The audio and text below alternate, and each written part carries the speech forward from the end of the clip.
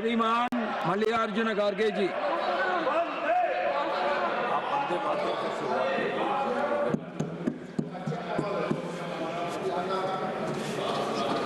सभापति महोदय, सही बोलता हूं मैं, झूठ बोलने की आदत आपको है। सर, मैं वंदे मातरम से शुरू कर। वंदे वंदे वंदे। आप भी जरा बोलिए, आप तो सो गए, आप भी सो गए। सोने दो, क्योंकि जब मुल्क जागता रहेगा वो सोते रहे तो ही अच्छा रहेगा। सर ठीक है, बैठो भाई। सर, आपका मैं बहुत ही आभार मानता हूं। आप मुझे होम मिनिस्टर बोलने के बाद मुझे आपने समय दिया, इसीलिए मैं आपका धन्यवाद करता हूं। सर, राष्ट्र गीत वंदे मातरम 150 साल के ऐतिहासिक मौके पर सदन में अपने विचार रखने का मुझे अवसर मिला है। मैं सौभाग्यशाली हूं और ये गाना मैं 60 साल से गा रहा हूं, क्योंकि मैं 55 साल तो इसी में गुजारा, एमएलए, एमपी, राज्यसभा मेंबर। सो इसीलिए मुझे तो वंदे मातरम गाना पहले से ही मुझे आदत हो गई है, हम गाते रहते। लेकिन वंदे मातरम नहीं गाने वाले अब शुरू किए हैं, उनके लिए मैं धन्यवाद अर्पित करता हूँ। ये तो वंदे मातरम की ताकत है सर। और वैसे तो ये राष्ट्रीय उत्सव का विषय है, बहस नहीं, मगर सबसे पहले मैं इंडियन नेशनल कांग्रेस की ओर से महान रचनाकार जो बंकिम चट्टोपाध्याय को नमन करता हूं, उन सेनानियों को भी नमन करता हूं। वंदे मातरम का नारा लगाते हुए आजादी के आंदोलन में जिनको बलिदान दिए उनको भी मैं नमन करता हूं।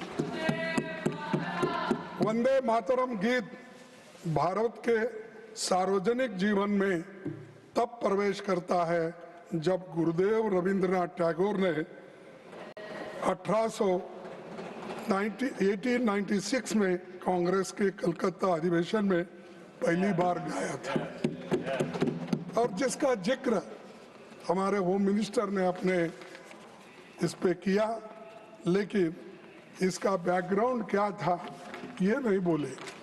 जो चीज उनको अच्छी लगती है और कांग्रेस को टोकने के लिए, हमारे लीडरों का अपमान करने के लिए जो बोलना है वही कट पेस्ट करके बोलते हैं, दूसरा नहीं बोलते। ये आदत है, लेकिन क्या कर सकते सर, चंद लोगों की वो आदत से मजबूर होते हैं, वही बात बार बार करते हैं।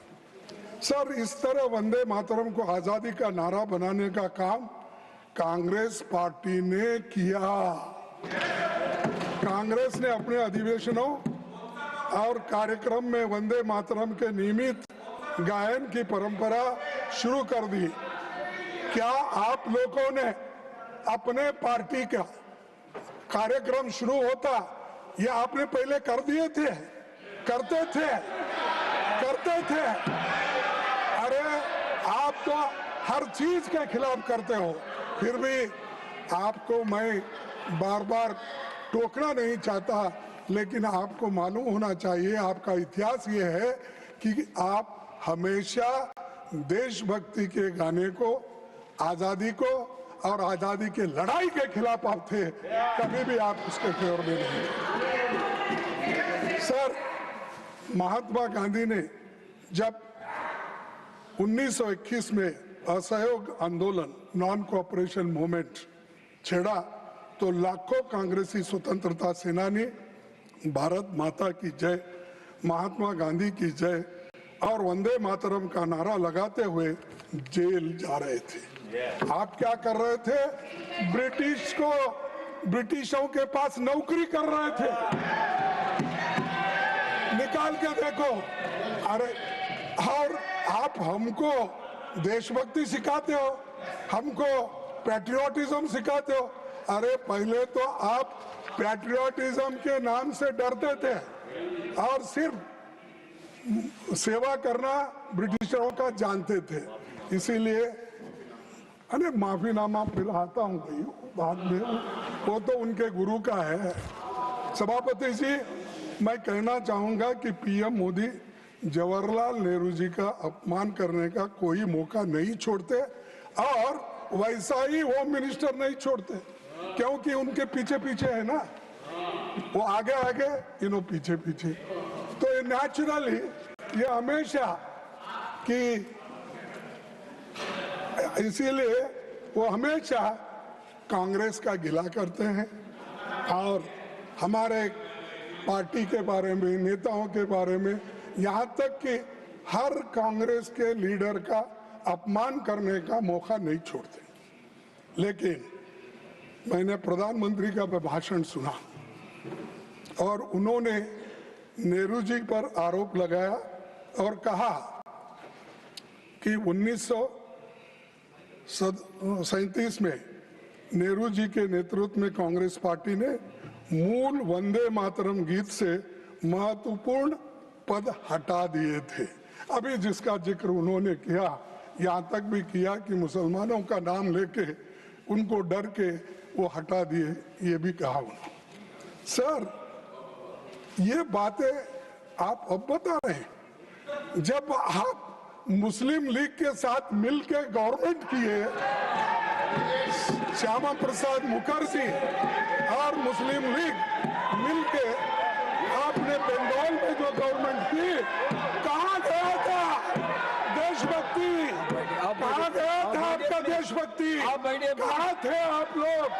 क्या देश के लिए कोई? अरे ये लोग, अरे पढ़ो, आपका इतिहास मालूम होता है।